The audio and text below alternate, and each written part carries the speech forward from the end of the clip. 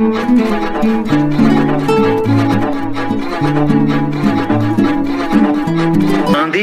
हिंदू के नाम पर सिर्फ अल तकिया कर रहे थे, वो एक मुसलमान थे। अब आते हैं कि उनके अपना बेटा उनसे प्यार कितना करता था। उनके आखिरी दिनों में उनके बेटे ने उनसे क्या कहा था, आप भारत के लिए नहीं हिंदुओं के लिए एक श्राप हैं।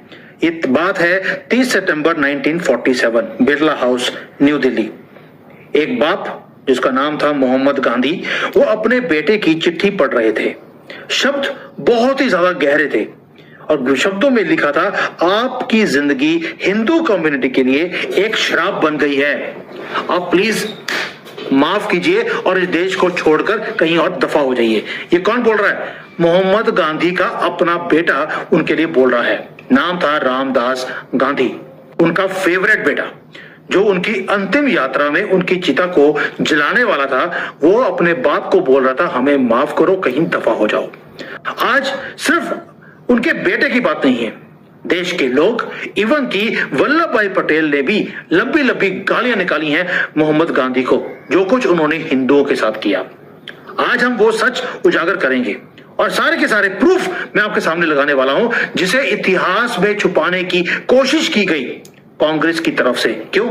क्योंकि जब तक गांधी जिंदा रहेगा, कांग्रेस भी जिंदा रहेगी। और गांधी के अंतिम महीनों की कहानी, जब उनके सबसे करीबी लोग जो उनके खिलाफ हो गए थे, उन्होंने लिखना शुरू किया, तो लोगों की आंखें खुल गई, लेकिन इस सारी बातों को दबा दिया गया।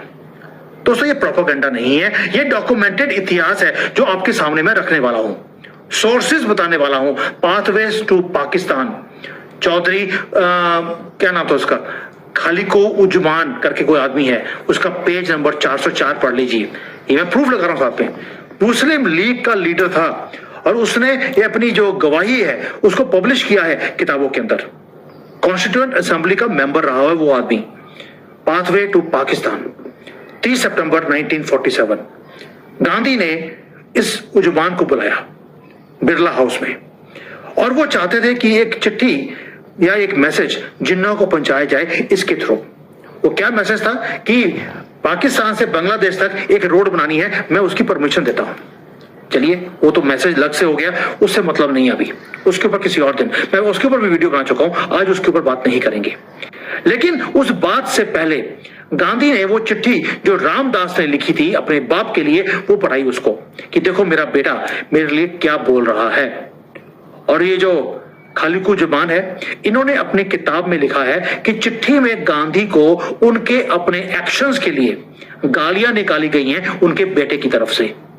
रामदास ने अपने पिता को याद दिलाया कि कैसे उन्होंने, जब ये जो मौलाना है, जब उन्होंने जो हिंदू की लड़कियां हैं उनका रेप करवाना शुरू किया, जेनोसाइड किया, तो उन्होंने बिल्कुल चुप्पी साध ली।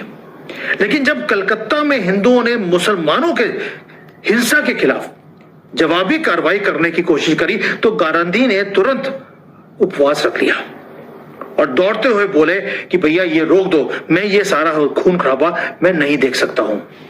गांधी के बेटे का बिल्कुल सिंपल फरमान था एक, कि ये जो तुम्हारी चुप्पी है मुसलमानों की हिंसा के लिए, और जब हिंदू उसका जवाब देता है तो तुम अनशन करके बैठ जाते हो। तुम, ये नॉकडाउन लाइन है जो उसमें लिखी है चिट्ठी में। एक वाक्य में रामदास ने अपने पिता से कह दिया, आपकी जिंदगी हिंदू जाति के लिए एक श्राप बन गई है। और ये खालिको उजमान वो आगे लिखते हैं कि एक बेटे ने अपने बाप के बारे में ये व्यूज जब लिखे, और जो बाप पढ़ रहा था वो मेरे लिए बहुत ही ज्यादा दर्दनाक था, लेकिन गांधी को कोई फर्क नहीं पड़ा। अब सोच के देखिए कि कोई पॉलिटिकल विरोधी नहीं है जो बोल रहा है, कोई क्रिटिक नहीं है, उनका अपना बेटा उनको गालियां निकाल रहा है। मैं कि पंजाबी बोलते हैं मां बहन की गालियां निकाली हैं अपने बाप को।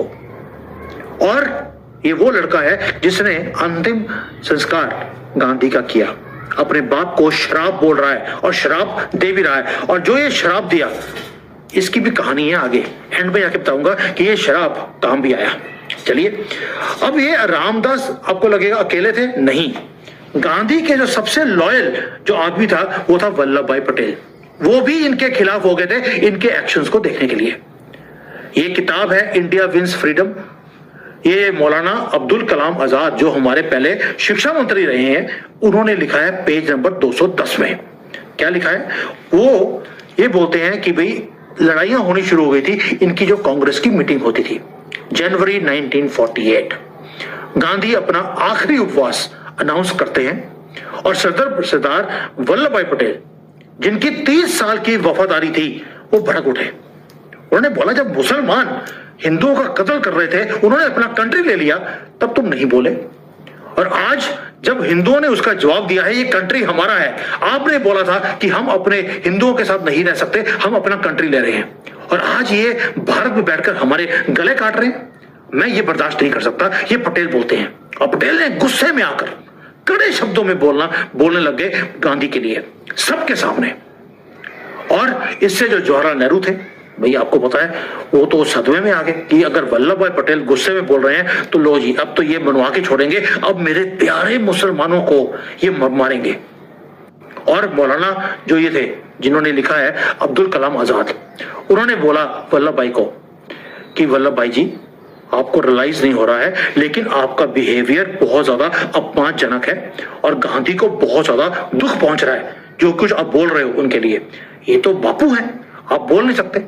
और फिर जो हुआ उसके बाद वो सबको चौंका दिया पटेल ने। पटेल खड़े हुए और वहां से चलने लग गए। आजाद ने रोकने की कोशिश करी तो पटेल ने चिल्लाकर बोला यहां रहने का मतलब क्या है? गांधी ने किसी की बात सुननी तो है नहीं।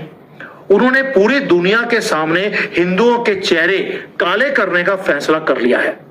अगर यही इनका एटीट्यूड है तो मैं अपना शेड्यूल चेंज नहीं कर सकता इस आदमी के लिए। मैं डेफिनेटली मुंबई जाऊंगा और हिंदुओं के साथ खड़ा होऊंगा। ये कंट्री हमारा है। और आजाद ने अपनी किताब में लिखा कि पटेल के जो शब्द थे वो इतने ज्यादा खतरनाक नहीं थे, लेकिन उनके तरीके जिस तरह से उन्होंने बोला उससे गांधी को बड़ा दुख हुआ कि भाई मेरी इज्जत लूट ली इसने। और जो ये है मौलाना है, उन्होंने लिखा कि मैं खुद इतना इफेक्ट हो गया था वो सारे शब्द सुनकर, गांधी के ऊपर कितना इफेक्ट हुआ होगा। यानी कि जितने भी मौलाना अब्दुल है ना, ये सारे मोहम्मद, ये सारों को प्यार पड़ा था गांधी के साथ। क्यों? क्योंकि बेवकूफ बनाकर नहीं, हम हिंदुओं को बेवकूफ बनाकर मोहम्मद गांधी से अलग कंट्री ले लिया और खुद कॉकरोचों की तरह इस कंट्री में रह भी गए। और आप सोच के देखिए पटेल वो थे जिनको मौलाना बोलते हैं कि पटेल की औकात क्या थी। गांधी के बिना पटेल की तो कोई हैसियत ही नहीं थी। ये वही पटेल है जिनको 15-0 की वोटों से जीते गए थे, उसके बाद भी नेहरू को प्रधानमंत्री बना दिया गया। और ये सपोर्ट थी गांधी की। कौन सपोर्ट कर रहा है? मौलाना सपोर्ट कर रहा है मोहम्मद गांधी को। चलिए इसके ऊपर बात नहीं करते। अब उसके बाद आते हैं कि सिर्फ ये दो ही लोग थे या और लोग भी थे। और ये जो गालियां पड़ी हैं किस बात के लिए पड़ी हैं? क्योंकि मुसलमानों की तुष्टीकरण मोहम्मद गांधी छोड़ नहीं सके। और ये आइसोलेटेड गुस्सा नहीं था। गांधी को हर रोज हेट लेटर्स आते थे, करोड़ों में, लाखों में भी नहीं। सोर्स क्या है? Collected works of Mahatma Gandhi. इनकी खुद की लिखी हुई किताबें हैं। उसके अंदर वो लिखते हैं कि 26 जनवरी 1947 प्रेयर की मीटिंग होती है, उसमें खुद गांधी पढ़ते हैं ये चिट्ठियों को। एक चिट्ठी में लिखा था, आप कैसे मूर्ख हैं और बेवकूफ आदमी हैं। क्या आपको बदबू नहीं आती आपके अहिंसा वाले पाठ से? ये अहिंसा का पाठ क्या सिर्फ हिंदुओं के लिए है? कभी आपने मुसलमानों को बोला है कि आप भी अहिंसा कर लीजिए? सब कुछ देखने के बाद भी आपके दिल में अहिंसा के लिए नफरत क्यों नहीं आती? मुसलमानों को क्यों नहीं बोलते? आप अपनी अहिंसा से हिंदुओं को बचा नहीं सकते, ना ही आप मुसलमानों को बचा सकते हैं। अगर हम आपको जीने दे रहे हैं आज की डेट में, ये हिंदू लिख रहा है, तो ये आपकी अहिंसा की वजह से नहीं है, बल्कि इसलिए है क्योंकि आपने इस देश की बहुत सेवा की है और सेवा करते करते आप बूढ़े हो गए हैं। हमें आपके ऊपर तरस आता है कि कैसे आपने देश का बंटवारा किया और बंटवारा करने के बाद आपने मुसलमानों की तुष्टीकरण करते करते आपने हिंदू का कत्ल कर दिया। और गांधी इन चिट्ठियों को जोर जोर से पढ़ते थे पब्लिक मीटिंग्स के अंदर। एक बैच था उनके लिए कि देखिए कैसे मैं हिंदुओं को कल पा रहा हूं। उन्होंने अपनी आलोचना को छुपाया नहीं, लेकिन उसको as a medal, as a trophy उन्होंने लोगों के साथ शेयर करना शुरू कर दिया। अब आते हैं एक दिन पहले गांधी की मौत से पहले। 29 जनवरी 1948 बन्नू जगह है पाकिस्तान में। वहां से 40 हिंदू शरणार्थी वो बिरला हाउस पहुंचते हैं गांधी को मिलने के लिए। उनका सब कुछ खो चुका था। परिवार के सदस्य मारे गए थे, बहन बेटियों की इज्जत लूटी गई थी और उन्हें वहीं पर रख के उन्होंने इनको धक्के मार के बाहर निकाल दिया। उन्होंने गांधी को अपना दुख सुनाया और गांधी ने जवाब दिया, उनकी अगर त्रिशला इससे ठंडी होती है तो तुम्हें खुश होना चाहिए। यानी कि वहां पर भी अहिंसा का उपदेश सुना दिया हिंदुओं को। जिनकी बेटियां बहुएं वहां पर पीछे रह गई पाकिस्तान में, उनकी इज्जत रोज मोहल्ले में लूटी जा रही है, उनको हिंसा बोलते हैं, उनको गांधी बोलते हैं। तो क्या हो गया, वहां पर एक आदमी खड़ा था, वो भड़क गया। और ये भी महात्मा गांधी, जिसकी नाम बोलते हैं collected works of Mahatma Gandhi, उन्होंने अपनी बातचीत को रिकॉर्ड किया है। शरणार्थी ने वहां पर चिल्लाकर बोला, आपने सब कुछ बर्बाद कर दिया इस देश का, और अब पता नहीं अब आगे जाकर अब और क्या कुछ करेंगे। बेहतर है कि आप यहां से दफा हो जाए। आप महान हो सकते हैं लेकिन महात्मा नहीं हो सकते। आपने पहले अपने काम से पूरे देश को डिस्ट्रॉय कर दिया, हमें अकेला छोड़ दिया और हमारे बारे में भूल भी गए जो हम पाकिस्तान में रह रहे हैं। आपने बोला जो वहां पे रहते हैं वहीं रहो, जो भारत में जो मुसलमान है इनको मैं नहीं जाने दूंगा, प्लीज यहां से आप यहां से भाग जाओ। गांधी ने क्या बोला, मैं कहां जाऊं? और शरणार्थी ने बोला, दफा हो जाओ हिमालय में, दफा होकर वहां पे चले जाओ। ये शरणार्थी बोलता दुखी होकर। और गांधी ने हंसकर बोला, मैं क्या कहां जाऊं, मैं क्या करूं, मैं सिर्फ इसलिए चले जाऊं क्योंकि तुम मुझे बोल रहे हो। कोई कहता है तुम यहीं रह जाओ, और बहुत लोग तो मेरी तारीफ भी करते हैं। कई लोग आपके जैसे आते हैं, वो डांटते हैं, कोई गाली देता है। मैं क्या करूं? मैं वही करूंगा जो भगवान मुझे कहते हैं करने के लिए।